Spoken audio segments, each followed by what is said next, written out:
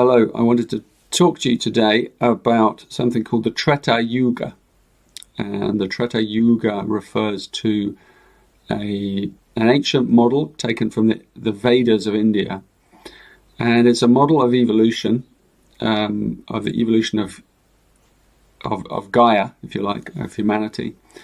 And it works through these four great epochs called yugas. And it's actually quite mathematically calculated in the ancient texts, and it's been revised in many ways. But essentially, we begin with perfection, and then we fall from perfection, and this great arc in these cycles, and gradually we let go and we forget more and more until at the bottom, we are at the kind of base where we have fallen completely into the material world, into the material plane, and we've actually just completely been separate from our spiritual origins. So we've got heaven and earth a long way apart from each other. But then we begin to ascend. The current begins to ascend and remember itself before it climbs up to the top. And then you have this synthesis, this gradual synthesizing of the material and the spiritual, of the above and below, and a happy ending. Because you arrive back where you began, but you're richer through the journey. So it's the arc of the eons. It's a wonderful riddle, and there's a lot of things to consider about it. What's in the model that I found most useful is the one by Sri Yukteswar, a great sage, and he postulated that the nadir, the base, when we sunk to the deepest part, which is called the Kali Yuga, was in around 500 AD. And after that point, which was the Dark Ages, and after that point, we began to ascend again. We began to move up, and we've been ascending ever since. And the process is really interesting when you get into the nitty-gritty, because in each yuga are sub-yugas of the whole map, almost like a hologram, and then each one of them, again, is another sub-yuga. So you can really look at patterns within patterns within patterns. And I'm not going into the details today. I want to give you a broad brushstroke idea. So at the moment we are in something called Dwapara Yuga, ascending Dwapara Yuga, as opposed to descending.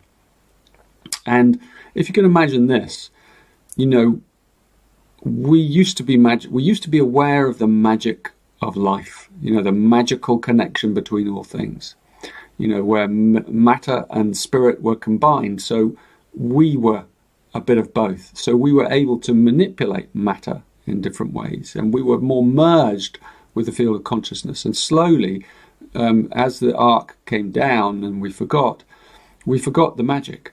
We lost track of it until we sunk right into the material world, and we even forgot our divine origins entirely. And then we have to begin this ascent. And what's interesting about the ascent is different from the descent, because the descent is about the forgetting, it's about coming from a magical world and then forgetting that more and more and more.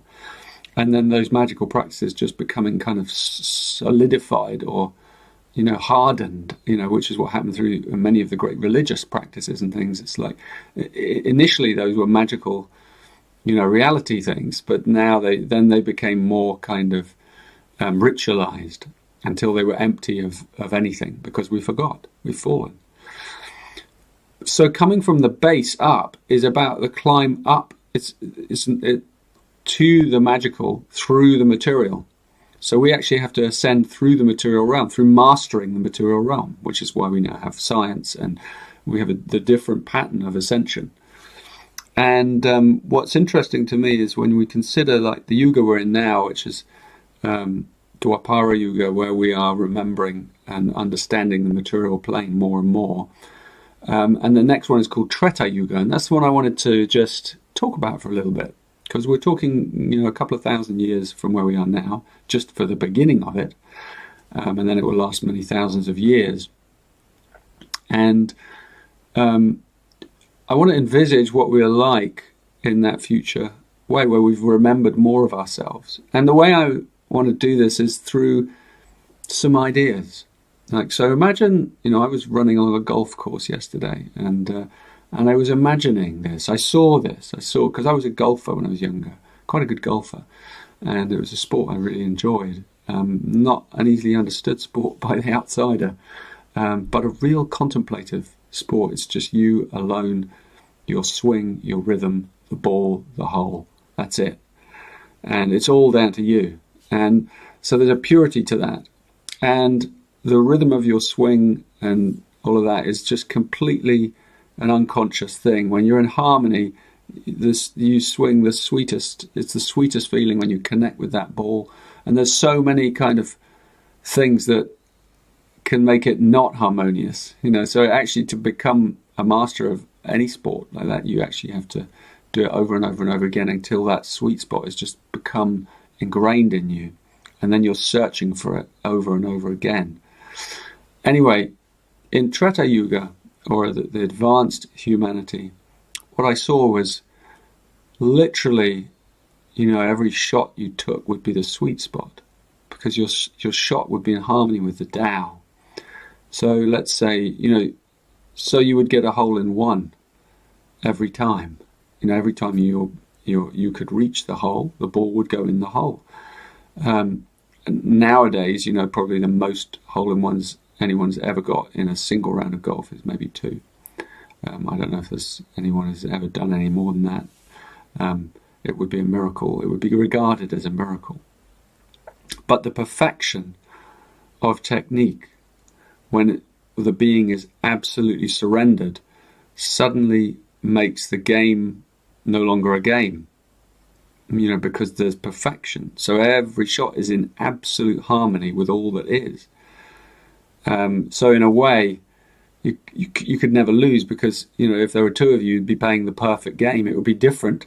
You would arrive there in a different way, but it's unlikely you would beat each other, because it would be like those wonderful films where the great martial artists are kind of sparring together, and they are so equal in their mastery that no one wins. So this is the kind of what I was seeing as the future.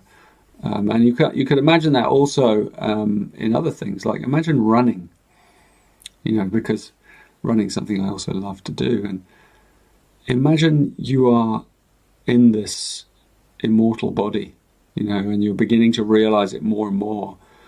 You could literally run for weeks without stopping, weeks without tiring, because your energy field would just be absorbing the energy field. It would be connecting to the quantum realm. And so you could draw all your sustenance from the quantum realm. The joy of the run itself would just nourish you. You wouldn't be expelling water from your body. You would just simply be in the rhythm and the flow, and any water that was going out, you would just draw back in through the atmosphere, through your aura.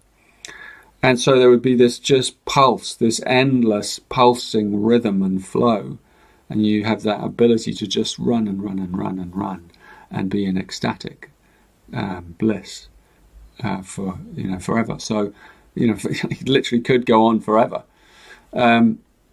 So that's like something to consider. Think about also teams in sport. Because I'm playing with sport as a way into this idea. Think about a football team or a cricket team or anything like that, and they're in this consciousness together. The perfection of the passing, of the movement, of the rhythm, of the flow, of the positioning of each player, in perfect synchronization with the whole. They would be unbeatable.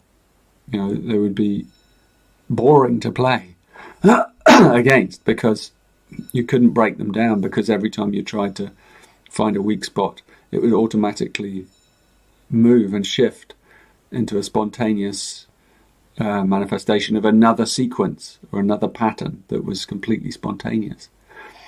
So nothing studied.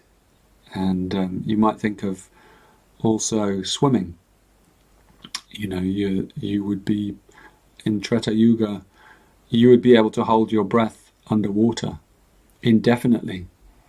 You'd be able to go down there underneath, and again just drawing breath from the inner being, from the inner core, so that there's this deep pulse coming from inside you. You'll be able to hold your breath for huge amounts of time and swim with the whales and the dolphins and see the fish and dive down to great depths without the pressure, because you'd be able to you'd be able to adjust your organs and so that they could handle the pressure as fish do.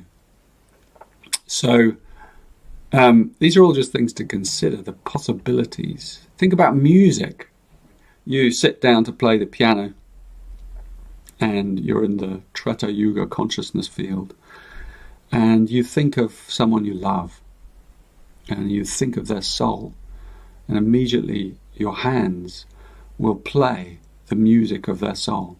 It would just come out because of your great love, and it will just emerge through the field as your hands. And I know many musicians will know that experience anyway. But what I want to say is that you don't even have to become a musician in Treta Yuga, because mastery would be kind of interchangeable. So you wouldn't have to actually even practice, because you'd be in the consciousness field. You could just sit down, never ever having played the piano, and then that person's soul or your love would come through your hands and your fingers. And there it would be, the greatest pieces of music. Think about architecture. The architect goes out into the landscape and looks at the landscape and sees the building that's there, and sees the perfect building that's grown out of the landscape, and it's already there in its wholeness. And so that architect, then all they have to do is recreate that in the material realm, because the imprint of it is there. It's just about seeing it, and it's in perfect harmony with that particular piece of the landscape, with the ley lines passing through it, and so the beauty of living in that place would be a place of pure harmony. Think of the craftsman. We know this already, the uncarved block. You take a block of wood or clay, and inside there, just through your love or your idea, suddenly the shape is there, and all you have to do with your hands is remove the parts of it that are not there, like Michelangelo's sculpture. So not the domain of just a few masters, but the domain of everyone who's ascending into this higher consciousness. So I want to encourage this kind of thinking, this kind of contemplation, because what it does is it broadens up your horizons, your sense of boundlessness, your sense of what's possible. And we are in a different yuga right now, but to know where we're going gives a great perspective on where we are. It lightens your load in some way. To know that is what we truly are. We are magical beings, and step by step we're going to remember that, and we're going to regain those heightened states, those natural states in which the material and the spiritual come together, and we perfect the physical plane. We perfect ourselves, and we perfect our world, and we perfect our soul. That is the purpose of being here, the perfection of our souls and the perfection of all that is around us. So, some things to think about.